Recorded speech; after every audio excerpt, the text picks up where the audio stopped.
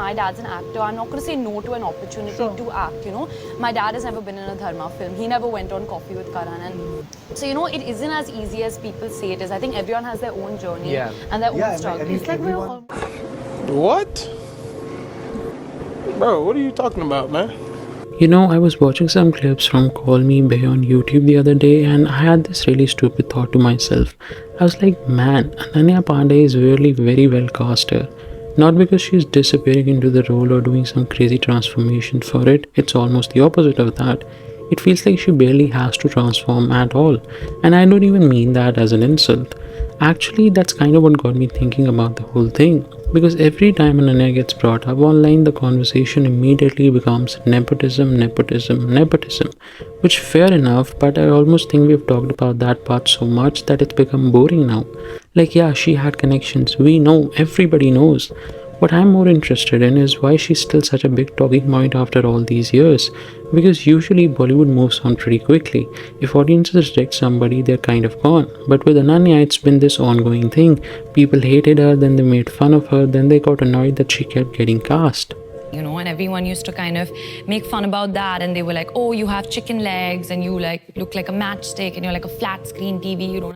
And now we're in this weird place where every time she does something decent, people almost seem surprised by it. Like they don't even know what to do with that information, and honestly, I don't really know what to do with it either. Because when I watch something like Kho Gaye Hum Kahan, I don't come away thinking she's this incredible actor, but I also don't come away thinking she's terrible anymore. She's just fine, painfully mediocre. Which sounds like a compliment and an insult at the same time, and maybe that's why Ananya ended up being the face of this whole thing. Because if we're being honest, there are people in Bollywood who are way more privileged than she is. There are bigger film families, bigger stars, people who've had careers handed to them on a silver platter and somehow managed to avoid being the internet's favorite punching bag.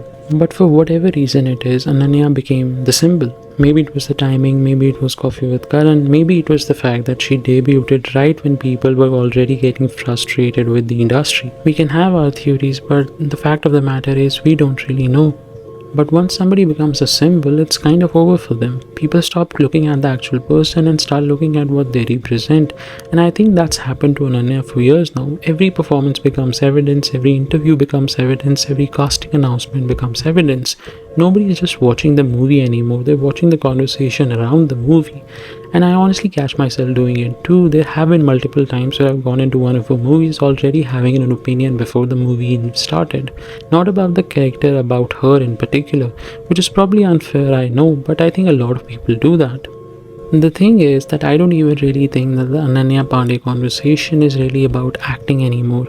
I think it's about whether Bollywood still feels like a place where talent can actually break through. Because every time somebody sees Ananya get another film, they're not just seeing Ananya Panday getting another film, they're seeing all the people who didn't, all the auditions they never got, all the outsiders who disappeared after one flop, all the actors who never got the luxury of a comeback story because they never got a first story. And maybe that's why the reaction is always so emotional, because people aren't reacting to one actress, they're reacting to a system. Ananya just happens to be standing in front of it. कि हजारों मौतें Dyer की वजह से हुई, मगर उस बच्चे की मौत आपकी वजह से. Which is also why sometimes I feel really weirded out when the entire conversation becomes whether she's talented or not. Because even if tomorrow she suddenly became an incredible actress, the larger question would still remain. The question was never really, is Ananya Panday good? The question was always, who gets the chance to become good? And I think that's the part Bollywood still hasn't really have an answer for. Because every industry has privilege. Hollywood has it, politics has it, business has it. That's not unique. What's frustrating is when the industry keeps acting surprised that the audiences have noticed it. Like we're all supposed to pretend we don't see what's happening. And the funny thing is, audiences are actually pretty forgiving. Way more forgiving than Bollywood gives them credit for. So stupid. मुझे लगा my self-worth depends on an asshole like you. People don't really care about where you come from if your work is great. Nobody sits around complaining that Ranbir Kapoor got opportunities. Most people agree that he's talented. Alia gets criticized all the time, but she's also delivered enough performances that people can point to and go, fair enough. The audience will forgive almost anything except feeling like they're being taken for a fool. And I think that's where a lot of resentment comes from. Not privilege itself, just the exception that we're supposed to ignore it. I don't really know. Maybe that's why I find Ananya so fascinating. Not because she's the best actor working today, not because she's the worst, but because somehow her entire career ended up becoming a case study for everything people feel about Bollywood right now. The frustration, the cynicism, the second chances, the favoritism, and occasionally, against all odds, the genuine improvement.